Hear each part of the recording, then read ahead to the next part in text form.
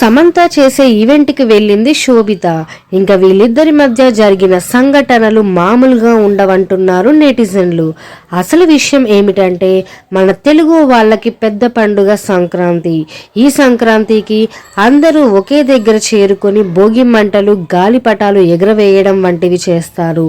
అయితే పెళ్లి తరువాత సమంత చేసే ఈవెంట్కి వెళ్ళిన శోభిత సంప్రదాయాలు ఏమీ పాటించకుండా, కట్టు బొట్టు వంటివేమీ లేకుండా మోడ్రన్ లుక్స్లో వెళ్ళిందట. ఇక సమంత వెళ్ళిన తరువాత అందరూ సమంత సమంత అంటూ అరవడంతో అక్కడ శోభిత తట్టుకోలేకపోయిందట. అక్కడ శోభితని ఎవరు పట్టించుకోలేదట. అక్కడ సమంత ఉంటే ఏ హీరోయిన్ ఉన్నా కూడా ఎవరిని పట్టించుకోరు నెటిజన్లు. ఇక శోభిత అవన్నీ తనకు సంబంధం లేదన్నట్టు మీడియా వాళ్లకు కొన్ని ఫోటోలకు ఫోజులు ఇచ్చి ఆమె పని ఆమె చేసుకుంటూ వెళ్ళిపోయిందట. ఇప్పుడు నెటిజన్లు శోభిత ఏంటి పెళ్లి తర్వాత అలా వచ్చింది అంటూ కామెంట్స్ చేస్తున్నారు. ఈ వార్త ఇప్పుడు నెట్టింట హాట్ టాపిక్గా మారింది.